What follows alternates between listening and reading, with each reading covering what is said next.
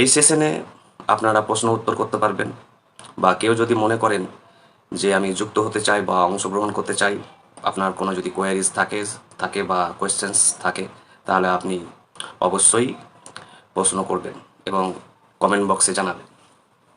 তা আমরা মানুষ ফান্ডামেন্টালি কিন্তু সামাজিক জীব, মৌলিকভাবে কিন্তু আমরা সমাজের অংশ, বা সমাজে সবাই অসংখ্য রুলস, রেগুলেশনস, কনস্টিটিউশনস, লজ, এগুলো আমাদের ফলো করতে হয় একটি স্টেবল জীবন কাটানোর জন্য। কিন্তু এই জীবনযাত্রার কোয়ালিটি অর্থাৎ গুণগত মান যদি অবজার্ভ করেন বা পর্যবেক্ষণ করেন, তাহলে দেখতে পাবেন যে আপনার সকালে ঘুম থেকে ওঠা থেকে একেবারে রাত্রি পর্যন্ত, ঘুমানোর আগে পর্যন্ত কিন্তু আপনি কিন্তু ভয়ে আছেন। অর্থাৎ সকালে যখন উঠলেন, আপনি ভয়ে ভয়ে উঠলেন যে আমাকে দ্রুত কোথাও যেতে হবে, আমার কাজ আছে, আপনার স্কুল কলেজ বা যে কোনো কাজ আপনি কিন্তু করার জন্য কিন্তু অস্থির হয়ে গেলেন, এবং আপনার সকাল শুরু হচ্ছে কিন্তু অস্থিরতা থেকে। You become restless early in the morning once you wake up from your sleep. ঘুম থেকে ওঠা মাত্রই কিন্তু আপনি অস্থির। তারপরে আপনার খাওয়া, যখন আপনি খাচ্ছেন ব্রেকফাস্ট বা লাঞ্চ করছেন, তখনও আপনি অস্থির। কোথাও যেতে হবে অস্থির, কোথাও থেকে ফিরতে হবে সেখানেও আপনি অস্থির বা ভীত। আপনাকে ঠিক টাইমে কোথাও অ্যারাইভ করতে হবে, সেখানেও কিন্তু আপনি ভয়ের দ্বারা কিন্তু গভর্নড হচ্ছেন, কন্ট্রোল হচ্ছেন, নিয়ন্ত্রিত হচ্ছেন। সর্বদা you are always in fear and in anxiety. আপনি কিন্তু সর্বদাই কিন্তু ভয় ভয়ে আছেন। কিসের ভয়? অসংখ্য কাউন্টলেস ফিয়ার্স আপনাকে কিন্তু সিজ করে রেখেছে, ধরে রেখেছে। প্রথম ভয় হচ্ছে, যেমন ধরুন যে আমি হয়তো কিছু মূল্যবান কিছু আমি হারিয়ে দিতে পারি, যেমন ধরুন ওয়েলথ, সম্পত্তি, বা আত্মীয় পরিজনদের অসুখ বিসুখ নিয়ে আপনি চিন্তিত বা ভীত, বা ধরুন আপনার নিজের ধরুন ডেথ, সাডেন ডেথ বা অ্যাক্সিডেন্ট বা অন্য কোনো ডিজাস্টার বা ক্যালামিটি নিয়ে আপনি কিন্তু সর্বদাই ভয়ে আছেন। এবং জীবনে কিছু হওয়ার ভয়, কিছু না হওয়ার ভয়, সাকসেসফুল হওয়ার পরেও আপনি ভয়ে আছেন, আপনি ফেলিওর হওয়ার পরেও আপনি ভয়ে আছেন। সর্বদাই আপনি you are in the grip of fear. এবং ভাবুন, যদি আপনি সর্বদাই ভয়ে থাকেন, তাহলে আপনি কিন্তু কোনো সময় সৃজনশীল বা কোনো ইন্টেলেকচুয়াল ভাবনা বা কোনো রকম সলিউশন আপনার মাথায় কিন্তু আসবে না, কারণ আপনার মাথা কিন্তু ট্রাভেলড, আপনার মস্তিষ্ক পুরোপুরি কিন্তু ডিস্টার্বড হয়ে আছে। এই ডিস্টার্ব মস্তিষ্কে আপনি কখনো কোনো কিছুকে পরিষ্কারভাবে দেখতে পাবেন না। তাই আপনি খুব সহজেই, খুব সহজেই এবং খুব আহ, অল্প প্রভোকেশনেই, উত্তেজনায় কিন্তু আপনি ভুল করবেন, এবং লটস অফ মিস্টেক্স কিন্তু আপনি করবেন। এবং এই যে দ্রুত রেটে যে মিস্টেক্সগুলো হচ্ছে আমাদের জীবনে, এর কারণই হচ্ছে আমি অস্থির, আমি ভীত। আমি যখন খাচ্ছি, তখন কিন্তু আমি ফিউচার ভেবে খাচ্ছি যে আমাকে এই কাজটা করতে হবে বা সেখানে যেতে হবে, তাহলে আপনি কিন্তু খাওয়াটাকেও এনজয় করছেন না। আপনি যখন সেখানে পৌঁছে গেলেন যেখানে পৌঁছাতে চাইছিলেন, সেখানেও কিন্তু একই কন্ডিশন, আপনার রেস্টলেসনেস, অস্থিরতা, যে আমাকে নেক্সট কি করতে হবে। That means that you are always living in the future.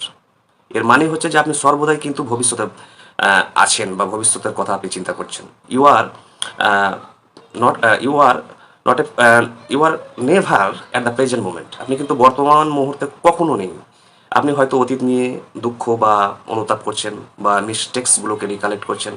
So you are living either in the past or either in the future. আপনি হয় অতীতে আছেন, না হয় ভবিষ্যতের ভয় বা অ্যাংজাইটি নিয়ে আছেন।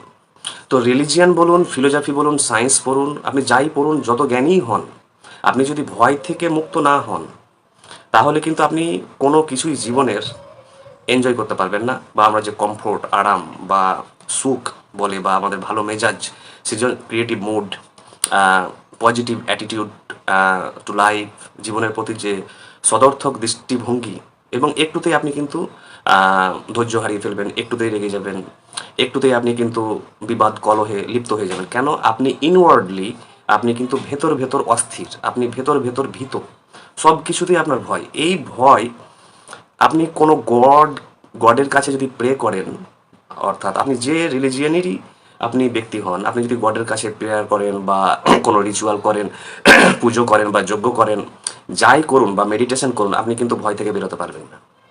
Think over it. In silence. গভীর নীরবতায় ভাবুন যে আপনি যদি ঈশ্বর সাধনা করেন বা গড বা বিলিভার, আপনি গডে বিশ্বাস করেন, আপনার কোনো গড আপনার ভয় থেকে কিন্তু, আপনার মাথা থেকে কিন্তু ভয় দূর করতে পারবে না। কারণ আপনি নিজেকেই জানেন না। নিজেকে জানা মানে হচ্ছে যে আপনার যে মেন্টাল প্রসেস, আপনি অ্যাকচুয়ালি কে বা কি করছেন বা ভাবছেন, সে সম্বন্ধে কিন্তু আপনি অবগত নন, বা সে সম্বন্ধে আপনি কিন্তু সচেতন নন। তাই আমরা যাই করছি রিলিজিয়ানে বা বলুন দর্শন বা পড়াশোনাতে, তাই হচ্ছে কিন্তু বাহ্যিক, এক্সটার্নাল। আমরা সমস্ত কিছু করছি অন দ্য সারফেস, ওপর ওপর। অর্থাৎ যে আমরা আমাদের যে অ্যাক্টিভিটিসগুলো হচ্ছে, সারাদিনের অ্যাক্টিভিটিসগুলো হচ্ছে, সেগুলো কিন্তু সবই কিন্তু হচ্ছে আমাদের অজান্তে, ম্যাক্সিমামই করতে হয় হ্যাবিচুয়ালি করে দিচ্ছি অভ্যাসের দ্বারা। আমরা যেহেতু চালিত, তাই আমরা রিফ্লেক্স হয়ে গেছে, এগুলো কন্ডিশনিং হয়ে গেছে, এক ধরনের টিউনিং হয়ে গেছে। এর ফলে আমরা হ্যাবিচুয়ালি করে দিতে হয়, বলতে হয় বলে দিচ্ছি, করতে হয় করে দিচ্ছি, তর্ক করতে হবে দুমদাম তর্ক করে দিলাম, আলোচনা করতে হয় কমেন্ট করে দিলাম। কিন্তু আমরা কোনো কিছুই কিন্তু গভীরভাবে কিন্তু আমরা তার যে অ্যাকচুয়াল যে ভ্যালু বা ইম্পর্টেন্স কতটা কিন্তু আমরা ভাবি না। তো এই নিয়ে আমরা আলোচনা করব। এই জায়গাটা যদি আপনারা ধরতে পারেন, যদি এই জায়গাটা আপনি বেশ কম্প্রিহেন্ড করতে পারেন, উপলব্ধি করতে পারেন, তাহলে কিন্তু আপনার জীবনের 100% অস্থিরতা বা ভয় থেকে আপনি কিন্তু টোটালি কিন্তু ফ্রি হয়ে যাবেন। আর যে মুহূর্তে আপনি ভয় বা অস্থিরতা থেকে মুক্ত পাবেন, আপনার লিবারেশন বা ফ্রিডম হবে, সেই মুহূর্তে আপনার কাছে জীবন হয়ে উঠবে কিন্তু ডিলাইটফুল, অলওয়েজ জয়ফুল, আনন্দদায়ক জীবন। আপনি খেতে পান না পান, আপনার গাড়ি আছে না বাড়ি আছে, আপনার জব আছে না জব নেই, that does not matter. All this things will become secondary, সব গৌণ হয়ে যাবে। তাই এই জায়গাটা আমরা আলোচনা করব, এবং আমি এটা ভালো করে এক্সপ্লেন করব। এই যে সাইকোলজিক্যাল প্রসেসটা, মনস্তাত্ত্বিক যে প্রক্রিয়াটা, আমি ভালো করে চেষ্টা করব উইথ ডিউ ক্ল্যারিটিস। আপনাদের সেইখানে যদি কোনো প্রশ্ন বা কিছু বলার থাকে, আপনারা কমেন্ট বক্সে লিখে জানাবেন। তো প্রথমে বলা হচ্ছে যে এই ভয় ভীতিকে আমরা জানবো কিভাবে। আমি আমি যে ভীত বা আমি যে অস্থির, এগুলোকে কন্ট্রোল করব কিভাবে? কেউ বলছেন যে যোগা করো, কেউ বলছেন যে ধ্যান করো, কেউ বলছেন যে পড়ো বেশি করে, কিন্তু কোনো কিছুই কিন্তু কাজ করছে না। Nothing is working for me. কোনো কিছুই কাজ করছে না। আমার যে কন্ডিশন ছিল আগের অবস্থা তেমনই আছে। আপনি লটস অফ মোটিভেশনাল শোজ দেখছেন, কিন্তু অনেক স্পিচ, অনুপ্রেরণাদায়ক বা প্রেরণাদায়ক আপনি কিন্তু বক্তৃতা কিন্তু শুনছেন ইউটিউব থেকে শুরু করে সোশ্যাল মিডিয়ার অসংখ্য প্ল্যাটফর্মে, কিন্তু nothing is sinking in, nothing is working for you. কোনো কিছুই কাজ করছে না। ট্রানজিটরিলি কিন্তু মোমেন্টারিলি সেগুলো আসছে, আপনাকে রিলিফ দিচ্ছে, আর একদিন দুদিন পর you are back to your former self. আবার আপনার অবস্থা আগের মতো একই, সেই ভয় ভীতি, ফ্রাস্ট্রেশন, এগুলো কিন্তু আমাদের অ্যাচিভমেন্টের জন্য নয়, যে আপনি অ্যাচিভ করলেন বা কোনো কিছু পেলেন না এর জন্য নয়। আপনি ভালো করে দেখুন, এই সাইকোলজিক্যাল প্রসেসটা আমি ব্যাখ্যা করছি। ধরুন এর একদিন দুদিন আগে আমি একটি ফেসবুকে লিখেছিলাম যে তুমি নিজেকে আলোতে দেখতে পাবে না, তুমি যদি নিজেকে দেখতে চাও তাহলে অন্ধকারে যাও। এবং সেখানে একজন ফ্রেন্ড লিখেছিলেন, sir please specify or explain it, যে তুমি যদি অন্ধকারে যাও তাহলেই তুমি নিজেকে দেখতে পাবে। It's a paradoxical comment. তুমি যদি অন্ধকারে যাও তাহলেই তুমি নিজেকে দেখতে পাবে, তুমি কিন্তু আলোতে নিজেকে দেখতে পাবে না। এত অদ্ভুত বিপরীত কথা। তো আমরা তো আলোতেই নিজেকে দেখতে পাই, তো you see yourself in light, লাইটেই তো দেখতে পাই আমাদেরকে। So how is it possible to see oneself in darkness? অন্ধকারে কিভাবে দেখবো? That is the crucial point. কারণ আমাদের সমস্ত থট প্রসেস হচ্ছে বাহ্যিক। ধরুন আপনি যখন দিনের বেলায় আছেন, আপনার কিন্তু সমস্ত ফোকাস কিন্তু এক্সটার্নাল, অর্থাৎ আপনি চারিপাশের যে এক্সটার্নাল সারাউন্ডিং আছে সবগুলোকে কিন্তু অবজার্ভ করছেন, এবং সেগুলো দেখছেন বুঝছেন, কিন্তু আপনার যে ইনার রিয়ালিটি সেটা কিন্তু আনঅ্যাড্রেস থাকছে। অর্থাৎ যে আপনার যে প্রকৃত সত্তা, মানে আপনার যে ভয় কোথা থেকে আসছে, বা ভয়ের রুট কি, ভয়ের অরিজিন কি, এর বিবর্তন কি, এর প্রকৃতি কি, এই সম্বন্ধে কিন্তু আপনি বুঝতে পারবেন না। আপনি বই পড়ে সাহস নেওয়ার চেষ্টা করছেন, বা সাইকিয়াট্রিস্টকে দেখাচ্ছেন, বা ডাক্তারের পরামর্শ নিচ্ছেন, কিন্তু বুঝতে পারবেন না, কারণ এগুলো হচ্ছে সব টোটাল এক্সটার্নাল। এদের কোনো এজেন্সিজ বা কোনো অ্যাডভাইস বা কোনো রকম মেথোডোলজি আপনাকে দেয় না, যেগুলোর মাধ্যমে আপনি কিন্তু নিজের প্রকৃত মনস্তত্ত্বকে দেখতে পাবেন। তো ডার্কনেসে কি হয় দেখুন, আপনি যখন লাইটে আছেন, লাইট আপনি কি দেখছেন? এক্সটার্নাল জগৎ, যার সঙ্গে আপনার কিন্তু মাইন্ডের কোনো সম্পর্ক নেই। অর্থাৎ মাইন্ডে আপনার কি আছে তার সাথে কিন্তু কোনো সম্পর্ক নেই। তাই আপনি যা দেখছেন তার নিজেকে দেখছেন না, তার বাহ্যিক জগৎকে দেখছেন। এবার সমস্ত ভয় তো আপনার মধ্যে আছে, বাইরে কোনো ভয় নেই কিন্তু। There is no threat outside. বাইরে কিন্তু কোনো ভয় নেই, সমস্ত ভয় কিন্তু লুকিয়েছে আমার অন্তরে, অর্থাৎ আমার কনসাসনেসে, আমার মাইন্ডের মধ্যে। তাই যখন আপনি দিনের আলোতে কিছু বোঝার চেষ্টা করছেন বা কারেজ গ্যাদার করার চেষ্টা করছেন, তখন কিন্তু আপনি নিজেকে ছাড়া সব দেখছেন। অর্থাৎ নিজের যে কনসাসনেস বা মাইন্ড বা সাইকোলজি, তাকে ছাড়া আপনি সব কিছুকে দেখছেন। তাহলে তো আপনি সলিউশন কোনোদিনই পাবেন না যে আপনার what is the root of your fear and its evolution and its nature. তার এবার অন্ধকারে যান। আমি বলেছিলাম দুটো পয়েন্ট ওখানে, যে যদি আপনি অন্ধকারে যান, হয় আপনি বাড়ির বাইরে গেলেন কোথাও অন্ধকারে, বা আপনি বাড়ির ছাদে গেলেন, চেয়ারে চুপচাপ বসুন বা দাঁড়িয়ে থাকুন, যেটা আপনার কমফোর্টেবল মনে হয়। এবার অন্ধকারে অন্ধকারে তাকান, যে অন্ধকারে ধরুন কোথাও লাইট নেই, জাস্ট পিচ ডার্ক, একেবারে অন্ধকার, সেখানে আপনি তাকিয়ে থাকুন, যেখানে কিছু দেখা যাচ্ছে না, শুধু অন্ধকার ছাড়া, ডার্কনেস ছাড়া। এবার সেখানে বলেছিলাম যে 15 মিনিট বা আধ ঘন্টা বা 1 ঘন্টা সাইলেন্স, নীরবতা বা ধ্যান, যেটা আপনার পছন্দ করুন, একবার চোখ বন্ধ করে আর একবার হচ্ছে চোখ খুলে। তো যখন আপনি চোখ খুলে তাকাচ্ছেন অন্ধকারে, যখন কিছুই দেখতে পাবেন না, আপনার ভেতরে আমাদের যে মাইন্ডের যে 3টে স্তর, কনসাস, সাবকনসাস এবং আনকনসাস, যে 3টে মাইন্ড, এই যে বাহ্যিক চেতনা হচ্ছে কনসাস, এবং সাবকনসাস হচ্ছে আরেকটু লেয়ারে ডিপে, তারপর আনকনসাস হচ্ছে আরো ডিপেস্ট লেভেল। আপনি যখন অন্ধকারে তাকাবেন এবং কিছু দেখতে পাবেন, আপনার যত ভয় আছে সব কিন্তু এমার্জ হয়ে যাবে, বেরিয়ে চলে আসবে। এবার আপনি যখন অন্ধকারে তাকাবেন, কারণ অন্ধকারকে মানুষ ভয় পায়, কারণ অন্ধকারেই আমরা ভাবি যে সমস্ত রকমের ক্ষতি বা হার্মফুল জিনিস, ক্ষতিকারক জিনিস কিন্তু লুকিয়ে থাকে। এটা আমরা বাই নেচার, জিনেটিক্যালি বলতে পারেন, এবং প্রাইমভাল ফিয়ার বলতে পারেন, আদ্য ভয় বলতে পারেন। মানুষ এটা জন্মগতভাবে জিনেটিক্যালি চলে আসছে। তো যখনই আপনি অন্ধকারে তাকাচ্ছেন, দেখছেন যে লটস অফ ইমেজেস, প্রতিবিম্ব বা ছবি বা পিকচার আপনার কিন্তু মাইন্ডের সামনে ভেসে উঠছে, সেগুলো সারফেস হয়ে উঠছে।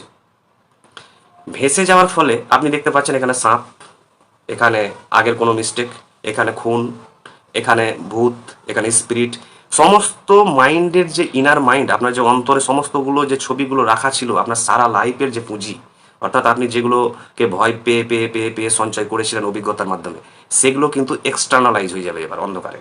কারণ আপনি ওখানে ভয় পাচ্ছেন, এবং ভয় পেলেই কোন কোন জিনিসগুলো আপনাকে ভয় পাওয়াচ্ছে বা ভীত করছে, সেগুলো কিন্তু এসে আপনার কিন্তু সামনে এসে পর্দার মতো হয়ে কিন্তু আপনার সামনে ভাসবে, এবং আপনি কিন্তু সেগুলো এবার দেখতে পাবেন। এবং সেইখানে আপনি মেনটেন করবেন, কোনো কথা বলবেন না, কোনো কিছু ভাববেন না, টোটাল নীরবে দাঁড়িয়ে থাকুন বা বসে থাকুন, টোটাল নীরবতা, কমপ্লিট সাইলেন্স।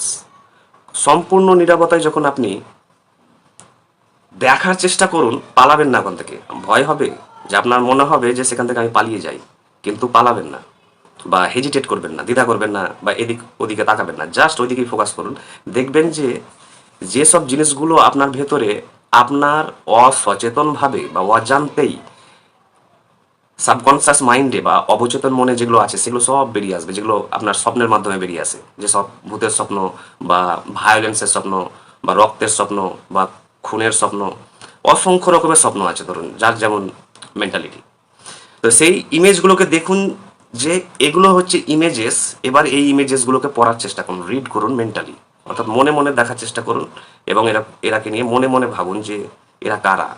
এরা হচ্ছে সেগুলোই জিনিস যেগুলো আপনি বিভিন্ন অভিজ্ঞতার মাধ্যমে সঞ্চয় করে দমিয়ে রেখেছিলেন, যেগুলো নিয়ে আপনি কোনোদিন ভাবতে চাননি, যেগুলোর সলিউশন আপনি কোনোদিন আনতে চাননি, যেগুলো দমিয়ে রেখেছিলেন, সেগুলো কিন্তু এবার আপনার মাইন্ডের বাইরেরই পর্দার মতো হয়ে থাকবে।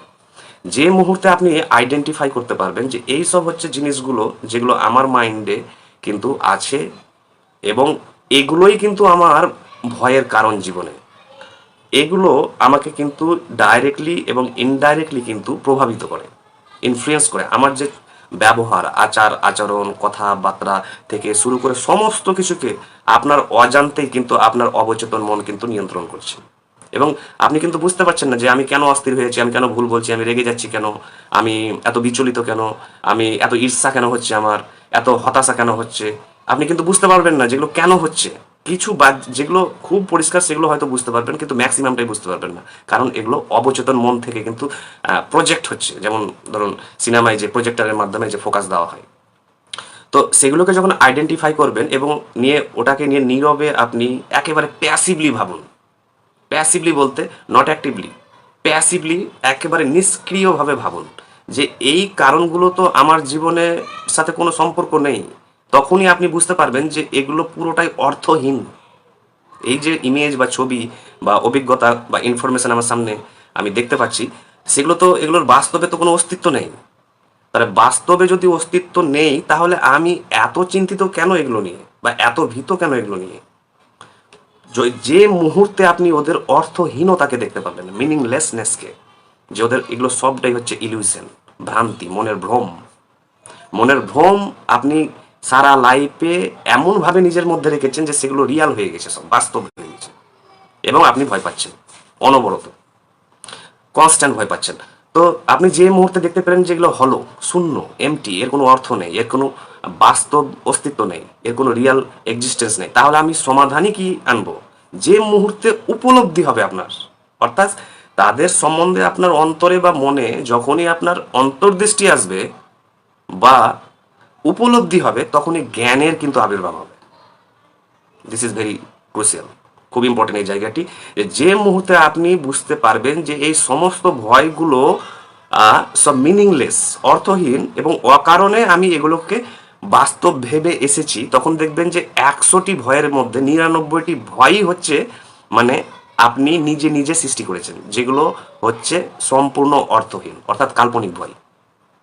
যে মুহূর্তে আপনি বুঝতে পারলেন, the moment you understand the meaninglessness of all these fears as illusions, that understanding liberates you at once from all types of fear. যে মুহূর্তে আপনি এই ভয়ের অর্থহীনতাকে বা ভ্রম বলে বুঝতে পারলেন, সেই মুহূর্তে কিন্তু আপনার উপলব্ধি হলো, আন্ডারস্ট্যান্ডিং হওয়ার পরে পরেই আপনার কাছে কিন্তু নলেজ আসবে। এই আন্ডারস্ট্যান্ডিং এর পরে যে নলেজ এলো, এটা হচ্ছে আপনার অ্যাসেট, সম্পত্তি। যে এই নলেজের আলোকে দেখতে পাচ্ছেন যে টোটালটাই হচ্ছে ভ্রম। এই ভ্রম থেকে যখনই আপনি বেরিয়ে গেলেন, আপনি কিন্তু আর ভয় পাবেন না, কারণ আন্ডারস্ট্যান্ডিং ছাড়া আপনি কোনো ভয়কে যদি দূর করতে চান, অর্থাৎ গডের কাছে প্রার্থনা করে বা গডের কাছে মানত করে, বা আপনি তীর্থ গেলেন বা পুজো করলেন, বা আপনি কোনো মন্দিরে বসে আছেন বা গডকে বারবার ভয়ে আপনি ডাকছেন বা প্রেয়ার করছেন, আপনি কিন্তু কোনো হেল্প পাবেন না। এটা বলছি না যে গড রেসপন্ড করবে না, কিন্তু আপনার ভয় কিন্তু আপনার মধ্যেই থেকে গেল।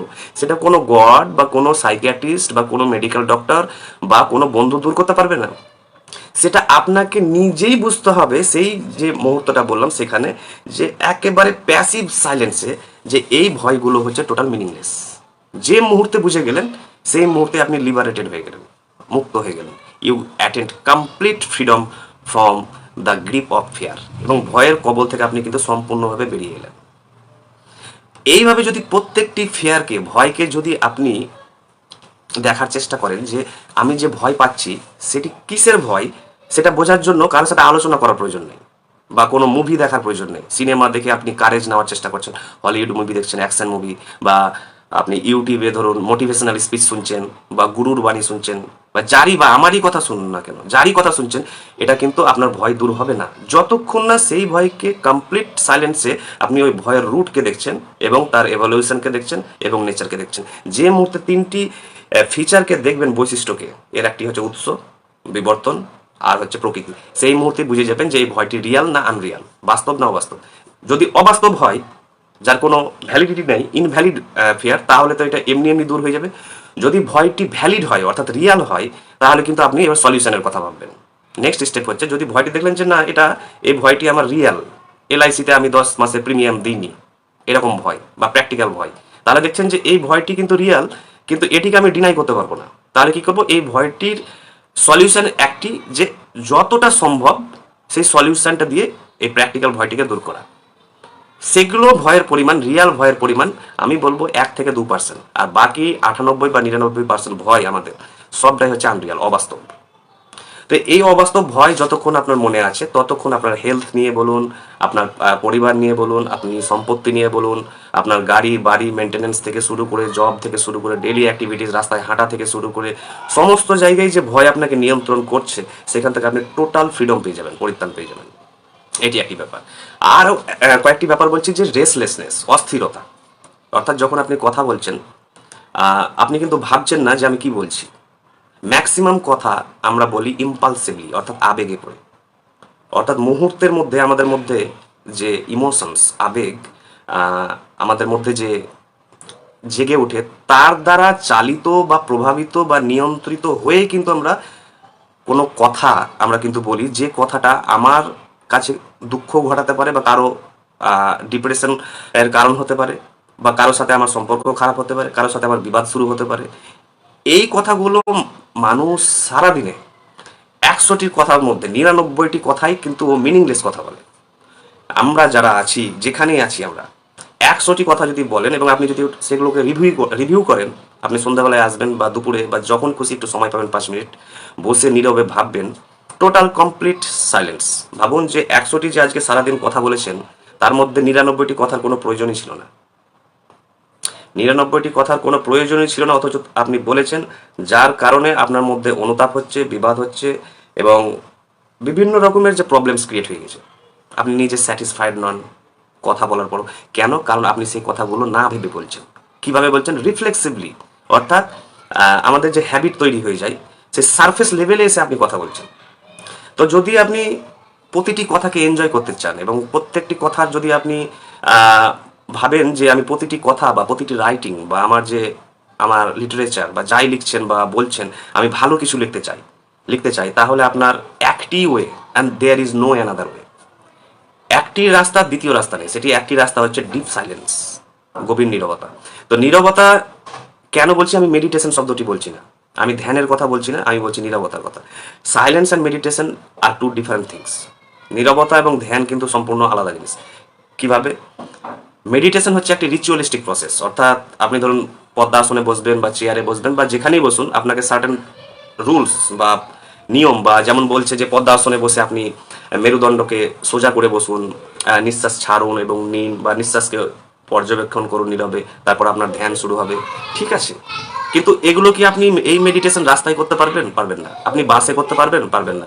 আপনি কর্মক্ষেত্রে করতে পারবেন? পারবেন না। আপনি হাঁটতে হাঁটতে করতে পারবেন? পারবেন না। তাই আমি মেডিটেশনের কথা বলছি না, আমি কথা বলছি সাইলেন্সের কথা।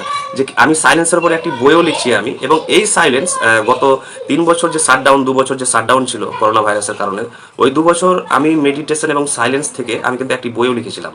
সেই বইটি আমাজন এবং ফ্লিপকার্টে পাওয়া যাচ্ছে। সেই বইটির নাম হচ্ছে উইজডম ফ্রম অ্যানাদার ডাইমেনশন। তো সাইলেন্স কে বুঝতে হলে আপনি জোর করে সাইলেন্ট হওয়ার চেষ্টা করতে হবে না। আমি সাইলেন্সটা যদি বুঝতে পারেন, তাহলে আপনার লাইফে আর কোনো প্রবলেমসই থাকবে না।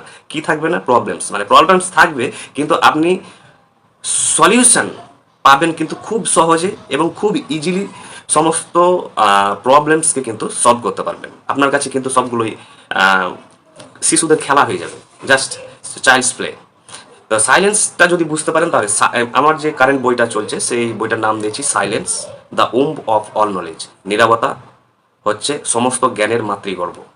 তো সাইলেন্স কি যদি আপনি মাস্টার করতে পারেন, অর্থাৎ এটিকে যদি আয়ত্ত করতে পারেন, তো জানবেন যে গোটা পৃথিবীকে আয়ত্ত করে নিলেন। আপনার জীবনে কোনো ফ্রাস্ট্রেশন, কোনো ভয়, কোনো হতাশা, কোনো চঞ্চলতা, অস্থিরতা, ঈর্ষা, লোভ এবং কোনো কিছুই থাকবে না, এবং you will live a very blissful life. আপনি কিন্তু একটা সুন্দর লাইফ কাটাতে পারেন। তো তো প্রাচীনকাল থেকে মধ্যযুগ, আধুনিক যুগ পর্যন্ত যদি আমরা একটা সার্ভে করি, মেন্টাল সার্ভে, যে দেখা যাচ্ছে যে প্রচুর জিনিয়াস লোকের কিন্তু জন্ম হয়েছে। বিভিন্ন ফিলোসফি বলুন, রিলিজিয়ান বলুন, সায়েন্স বলুন, হিস্ট্রি বলুন, বিভিন্ন ব্রাঞ্চেসে কিন্তু ফিল্ডে কিন্তু বহু অসংখ্য সৃজনশীল ব্যক্তির বা জ্ঞানী ব্যক্তিদের কিন্তু জন্ম হয়েছে। এরা কারা ছিল?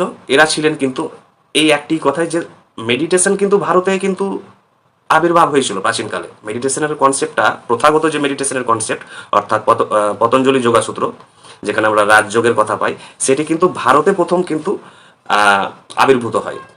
বাইরে ফরেন ল্যান্ডে, ওয়েস্ট বা ইউরোপিয়ান বা মিডল বা আরব কান্ট্রিতে কিন্তু মেডিটেশনের কনসেপ্ট ছিল না। তাহলে তারা কিভাবে সেই কালজয়ী জিনিসগুলো সৃষ্টি করলো এবং তারা কিভাবে তাদের সমস্ত ভয়, অস্থিরতা, চঞ্চলতাকে জয় করে বিভৎস বিভৎস জিনিস সৃষ্টি করেছে। এটির মেন সোর্স হচ্ছে সাইলেন্স। তো কিভাবে, ধরুন একটি উদাহরণ দিই, যে স্যার আইনস্টাইন, বিজ্ঞানী আইনস্টাইনের কথা, যে আইনস্টাইন বলছেন যে আমি যখন কোনো কিছু আবিষ্কার করার জন্য চিন্তা করি, চিন্তার মাধ্যমে আপনি কোনো কিছু সমাধান করতে পারবেন না। আপনি চিন্তার মাধ্যমে ভয় দূর করতে পারবেন না। আপনি চিন্তার মাধ্যমে, চিন্তা মানে বলছি থিঙ্ক, নট টেনশন, থট, থটের মাধ্যমে আমরা বলি তো যে প্রবলেম হয়েছে ভাবো, ভাবনার মাধ্যমে আপনি কিছুই করতে পারবেন না। এটাই হচ্ছে আমাদের সবচেয়ে বড় মিসকনসেপশন, রং ধারণা হচ্ছে, ভ্রান্ত ধারণা। আমাদের গুরুজন, টিচার্স, প্যারেন্টসরা কি বলে, যে সমস্যা হয়েছে তোমার, ভাবো, পড়া করতে হবে, ভাবো, কোনো কিছু করতে হবে, ভাবো, এই নিয়ে প্ল্যান করো, এই নিয়ে। আপনি যত ভাববেন, আপনি যত এই সম্বন্ধে আপনার থট অ্যারাইজ করবে, ততই আপনি সেই জায়গা থেকে কিন্তু ক্রমশ দূরে সরে যাবেন, আপনি কিছুই খুঁজে পাবেন না। তাই থট, চিন্তন হচ্ছে যে কোনো আবিষ্কার, সৃষ্টি বা সমাধান বা সৃজনশীলতার পথে কিন্তু চরম বাধা। থট, চিন্তন, চিন্তন থেকে মুক্ত হতে হবে। I am not talking about tension, I am talking about thought. You must get rid of thought. Thought থেকে বেরোতে হবে। তো কি করতে হবে? You have to enter into deep silence. আপনাকে গভীর নীরবতায় প্রবেশ করতে হবে। এই নীরবতা সম্বন্ধে স্যার আইনস্টাইন বলছেন যে আমি যখন প্রচণ্ড ভাবি, মানে থটের কথা বলছেন উনি, চিন্তা করি যে আমি কোনো কিছু আবিষ্কার করব, অর্থাৎ উনি তো আমরা জানি যে সবচেয়ে হায়েস্ট জিনিস আবিষ্কার করেছেন সায়েন্সে, যে জেনারেল থিওরি অফ রিলেটিভিটি বা স্পেশাল থিওরি অফ রিলেটিভিটি, এই দুটি জিনিস। এবং বাকি 30 ইয়ার্স তিনি কিন্তু কিছু আবিষ্কার করতে পারেননি। সেই 30 ইয়ার্স তিনি একটি টপিক নিয়েই ভেবেছিলেন, সেটি হচ্ছে ইউনিফাইড ফিল্ড থিওরি। সেটা পরে আলোচনা হবে। তো আইনস্টাইন বলছেন যে আমি যখন প্রচণ্ড ভাবি যে কি আবিষ্কার করব এই ব্যাপারে, তখন কিন্তু কোনো আবিষ্কার কিন্তু আমি দেখতে পাই না। অর্থাৎ when he thinks about something or when he thinks to discover anything, nothing comes to his mind. সে যখন তিনি ভাবেন তখন কিছুই তার মাইন্ডে আসে না।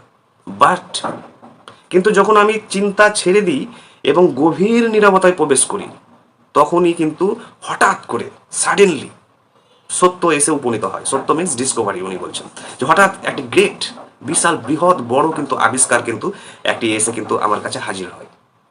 তাহলে এই যে থট, এক চরম বাধা। আপনার ভয় যদি দূর করতে চান, থট দিয়ে পারবেন না দূর করতে।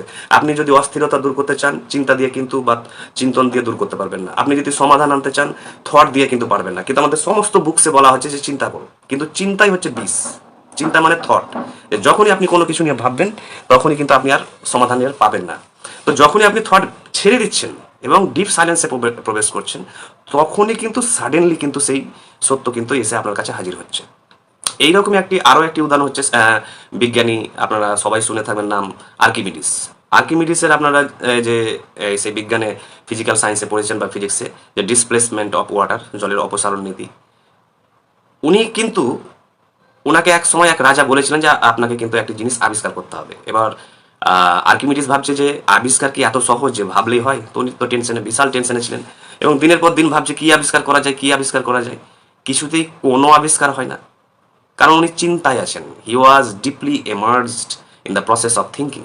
তো তিনি তো ভাবছেন, তো ভাবনা তো আবিষ্কারের পথে বাধা বা সলিউশনের পথে বাধা, তো উনি পাচ্ছেন না। তো হঠাৎ একদিন তার চৌবাচ্চায় তিনি কিন্তু স্নান করছেন এবং টোটাল কিন্তু কমপ্লিট সাইলেন্সে আছেন, স্নান করছেন এবং হঠাৎ তিনি জলকে দেখেই, যে সেই ডিসপ্লেসমেন্ট অফ ওয়াটার থেকে কিন্তু হঠাৎ তিনি জল থেকে, চৌবাচ্চা থেকে কিন্তু লাফিয়ে বেরোলেন, বলতে বলতে ইউরেকা ইউরেকা, অর্থাৎ I have got it, I have got it, আমি পেয়ে গেছি।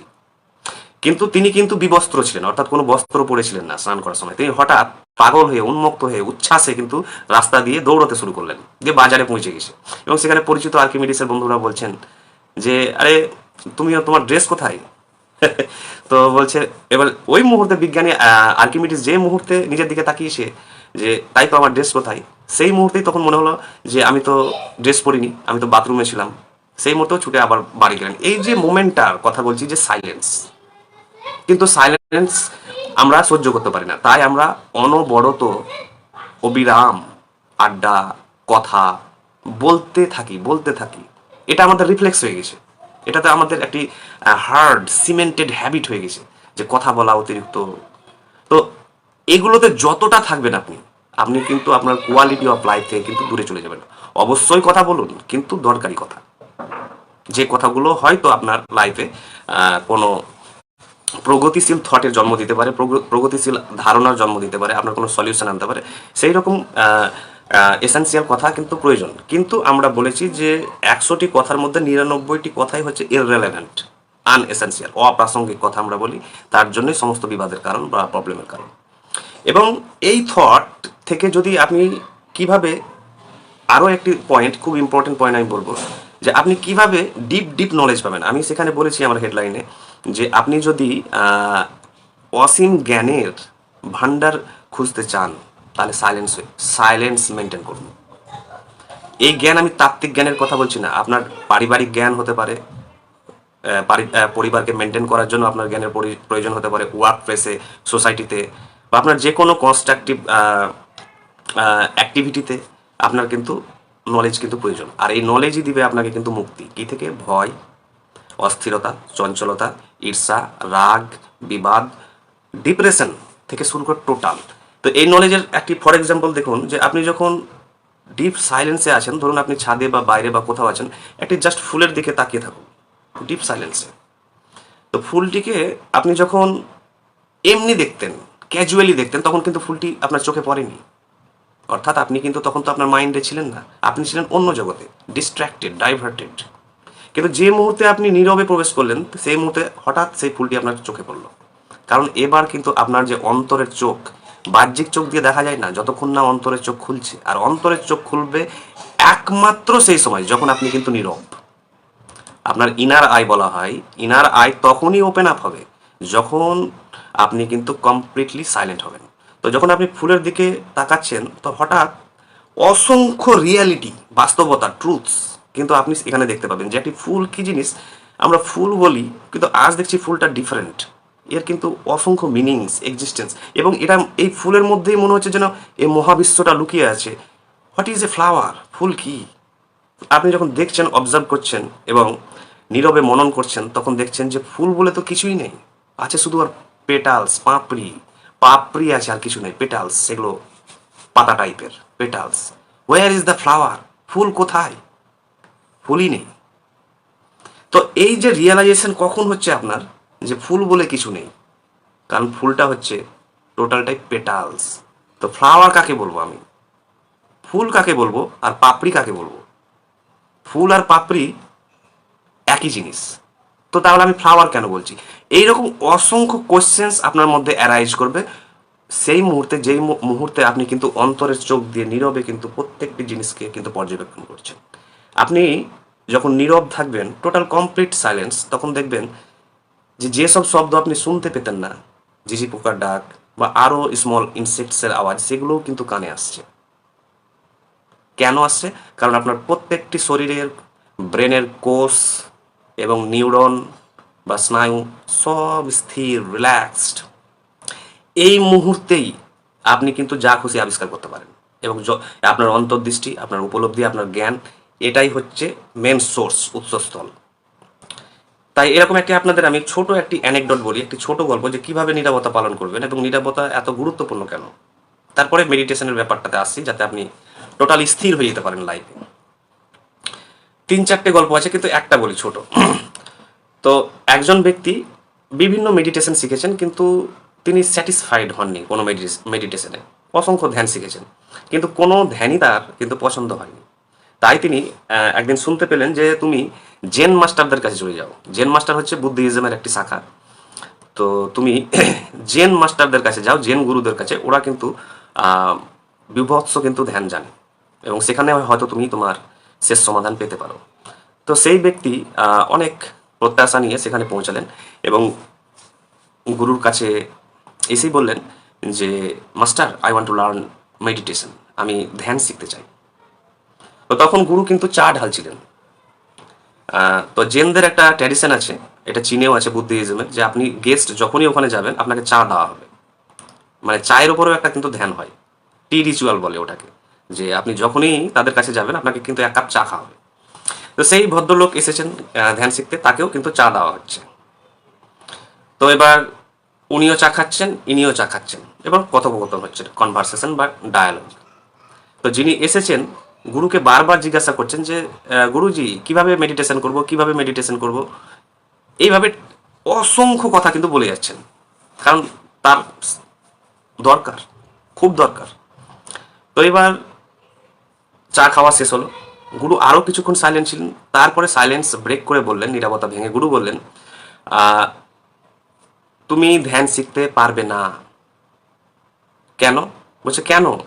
বলছে কারণ আমি যে এতক্ষণ ছিলাম, আমি ধ্যানেই ছিলাম। এই ধ্যানকেই সাতোরি বলে। সাতোরি বলে একটি শব্দ আছে জেনে, সাতোরি, এই ধ্যানটি সাতোরি, আর এটি তুমি শিখতে এসেছিলে।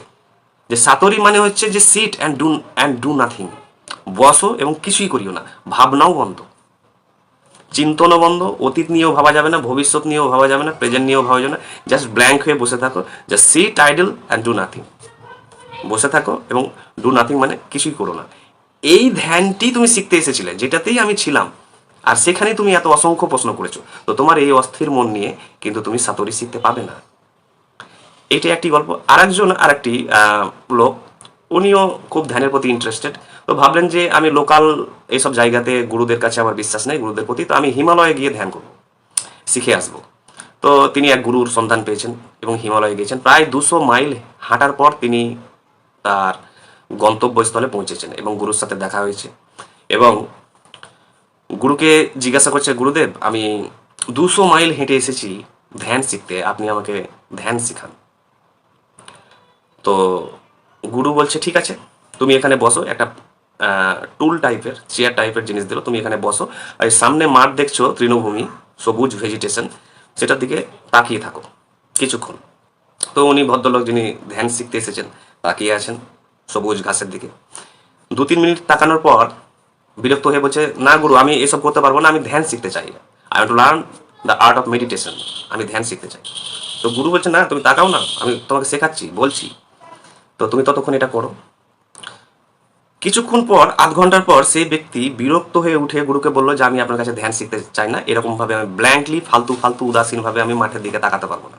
তখন গুরু বলছেন, এটাই তোমার মেডিটেশন ছিল, এটাই তোমার ধ্যান ছিল। তো ধ্যান শিখবে কি করে? ধ্যান বলে বা মেডিটেশন বা সাইলেন্স বলে অন্য কিছু হয় না, যে সেটা কোনো অলৌকিক জিনিস বা একটা এসোটারিক জিনিস যেটা কেউ শিখতে পারবে না, বা চীন দেশে পাওয়া যায় বা হিমালয়ে পাওয়া যায়, এগুলো মিথ, এগুলো হচ্ছে ভ্রান্ত ধারণা। তো ধ্যান ইজ ভেরি ভেরি ইজি, এবং সাইলেন্স যদি আপনি মাস্টার করতে পারেন তাহলে কিন্তু আপনি সব মাস্টার করতে পারবেন। এই জন্য আমি কয়েকটি বইয়ের কথা বলবো, যদি পারেন তো সংগ্রহ করতে পারেন, কারণ আপনাকে কিছু পড়তে হবে, কিন্তু পড়তে গেলে কিন্তু আপনি কিন্তু অসংখ্য লেসেন্স, বেনিফিট সেখান থেকে পাবেন, তাহলে আপনার কিন্তু প্র্যাকটিস ব্যাপারটা, কাল্টিভেশন ব্যাপারটা কিন্তু ফ্রুটফুল হবে। আমি কয়েকটা বইয়ের নাম বলছি, আমি আপনারা একটু অবজার্ভ করবেন। একটা প্রথম বই বলছি, লিভিং উইদিন, মানে ভেতরে কিভাবে থাকা যায়, অন্তরে। লিভিং উইদিন, এটা হচ্ছে শ্রী অরবিন্দের ছোট বই, লিভিং উইদিন একটা। আরেকটা বলছি, এটা খুব বিখ্যাত বই, খুব সস্তা বই, meditations, J Krishnamurthy, meditations, J Krishnamurthy. এগুলো অসম্ভব বই, এগুলো লাইট ফর স্টুডেন্টস, এগুলো স্টুডেন্টস বলুন, প্যারেন্টস বলুন, গার্জেন্স বলুন, প্রত্যেক ব্যক্তির জন্য কিন্তু খুব হেল্পফুল। এটাও শ্রী অরবিন্দের, লাইট ফর স্টুডেন্টস। আরেকটি বলছি, অ্যান্ডি পুডিকম্প, ইনি একজন বিদেশি, মেডিটেশন অ্যান্ড মাইন্ডফুলনেস, খুব ভালো বই, এই বইটি আপনি সংগ্রহ করতে পারেন। মেডিটেশনস ফ্রম দ্য তান্ত্রাস, তান্ত্রিক কিছু মেডিটেশন আছে, যেখানে আপনার তান্ত্রিক মানে এই নয় যে আপনাকে মন্ত্র পড়তে হবে বা মন্ত্র উচ্চারণ করতে হবে, এরকম নয়, এটা একটা জাস্ট প্রসিডিওর বা method, mechanism different. Meditations from the তান্ত্রাস,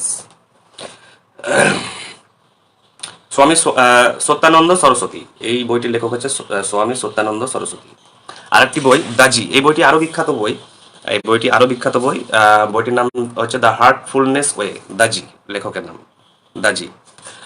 আরো কয়েকটি বলি, এগুলো খুব ইম্পর্টেন্ট বই। অদ্বৈত ইন এভরিডে লাইফ, আচার্য প্রশান্ত, ইনি আইআইটি পাস, তিনি কিন্তু আইআইটি ছেড়ে দিয়েছেন এই জগতে আসার জন্য। অদ্বৈত ইন এভরিডে লাইফ। আর একটি বিখ্যাত খুবই, জেন যোগা, যে জেন মাস্টারের কথা বললাম, জেন যোগা, এটি ট্রিমেন্ডাস বই অফ সাইলেন্স বলতে পারেন, নীরবতার বা মেডিটেশনের। এটি যদি আপনি পড়তে পারেন তাহলে ধরুন যে আপনার লাইফের ম্যাক্সিমাম জিনিস কিন্তু চেঞ্জ হয়ে যাবে।